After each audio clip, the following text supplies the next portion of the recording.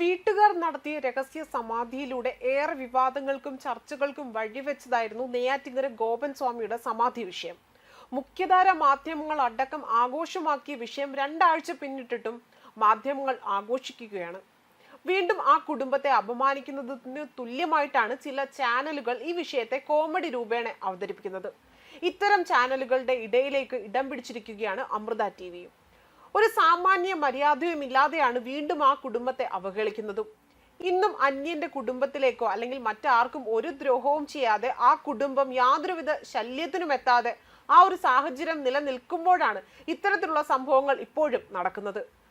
Social media ആക്ടിവിസ്റ്റായ Anju Parvathi പങ്കുവച്ച ഒരു post ഉണ്ട്, അതൊന്നു നോക്കാം. മുഖ്യധാര മാധ്യമങ്ങളും ചാനലുകളും യൂട്യൂബർമാരും സോഷ്യൽ മീഡിയ ഇൻഫ്ലുവൻസർമാരും ഒക്കെ ഇനിയും നെയ്യാറ്റിൻകര സമാധി വിഷയത്തിന്മേലുള്ള പിടി വിടുന്നതാണ് സാമാന്യ മര്യാദ. ഇപ്പോൾ ആ സമാധിയും വിശ്വാസവും ആചാരവും അവരുടെ കുടുംബക്കാര്യമാണ്. ഇനി അതിന്മേലുള്ള ഓരോ ചർച്ചയും വാർത്തയും ട്രോളും അവരുടെ സ്വകാര്യതയ്ക്ക് മേലുള്ള കടന്നുകയറ്റമാണ്. നിലവിൽ ആ കുടുംബം മറ്റുള്ളവരുടെ കാര്യത്തിൽ ഇടപെടൽ നടത്താതെ തന്നെ ഇരിക്കുന്നിടത്തോളം, ആ സമാധി അന്യന് ഒരു പ്രശ്നവും ഉണ്ടാക്കാത്തിടത്തോളം തിരിച്ച് അവരുടെ മേൽ ഇടപെടൽ നടത്താൻ നമുക്ക് അവകാശമില്ല. നിയമ ഇടപെടലിന് ശേഷം ആ മക്കളുടെ ഭാഷയിലെ സമാധി അവരുടെ മാത്രം സ്വകാര്യതയായി. സമാധി പീഠം എന്നത് അവരുടെ കുടുംബ വിഷയവുമായി. അതിലിനി എന്ത് തീരുമാനം മക്കൾ എടുത്താലും അത് അവരുടേത് മാത്രമായ സ്വകാര്യത, വിശ്വാസം, ആചാരം. അടുത്തൊരാളെ നിർബന്ധപൂർവം അതിലേക്ക് അവർ വലിച്ചിഴക്കാത്തിടത്തോളം അതൊരു സാമൂഹിക പ്രശ്നമേ അല്ല. ആ സമാധി പീഠത്തെ ആത്മീയമായി കാണുന്നവർക്ക് അങ്ങനെയാകാം, അതല്ലാത്തവർക്ക് വഴി മാറി നടക്കാം. അത്രയുള്ളൂ കാര്യം. ആ വിഷയത്തിൽ ഇവിടുത്തെ നീതിന്യായ സംവിധാനങ്ങൾ കൃത്യമായി ഇടപെടൽ നടത്തി കഴിഞ്ഞിരിക്കുന്നു.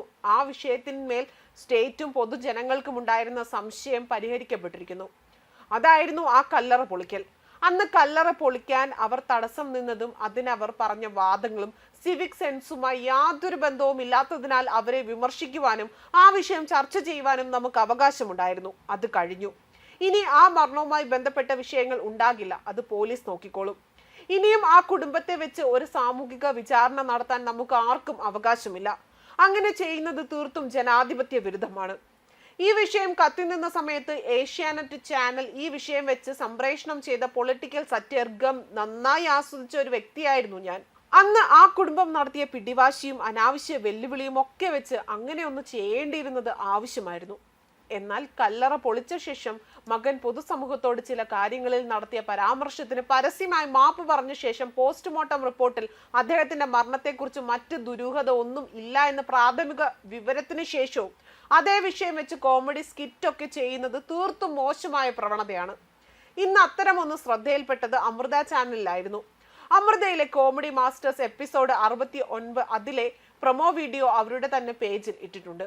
ആവിഷ്കാര സ്വാതന്ത്ര്യം എന്നതുകൊണ്ട് മറ്റൊരാളുടെ സ്വകാര്യതയിലേക്കുള്ള കടന്നുകയറ്റമെന്ന് അർത്ഥമില്ലല്ലോ. ആ ഒരു വിഷയം വെച്ച് കോമഡി എപ്പിസോഡ് ചെയ്യുന്നത് കൊണ്ട് കോമഡി മാസ്റ്റേഴ്സ് എന്ന പരിപാടിക്കും ചാനലിനും നേട്ടമുണ്ടായിരിക്കാം. എന്നാൽ അതിന്റെ പേരിൽ വെറും സാധാരണക്കാരായ കുറച്ച് മനുഷ്യരെ അവർ കാണിച്ചു പോയ വിവരക്കേടിന്റെ പേരിൽ ഒരിക്കൽ കൂടി പൊതുസമൂഹത്തിനു മുന്നിൽ അപഹസിക്കാൻ ഇട്ടുകൊടുക്കുന്നത് മാധ്യമധർമ്മിതയ്ക്ക് ഒട്ടും നിരക്കാത്തത് ആയിപ്പോയി. അമൃത പോലൊരു ചാനലിൽ തന്നെ അതിന് കുട പിടിച്ചുവെന്നത് ഓർക്കുമ്പോൾ വല്ലാത്തൊരു ഞെട്ടൽ. തൊട്ടതിനും പിടിച്ചതിനുമൊക്കെ ഇതര മതത്തെ ചാരി നിർവൃതി കൊള്ളുന്ന ഉണർന്ന ഹിന്ദുക്കൾ തിരിച്ചറിയുക, അവനവന്റെ പാളയത്തിലുമുണ്ട് അസൽ വിഷപ്പാമ്പുകളെന്ന്. ഇതായിരുന്നു അവരുടെ പോസ്റ്റിന്റെ പൂർണ്ണ രൂപം. ന്യൂസ് ഡെസ്ക് കർമ്മ ന്യൂസ്.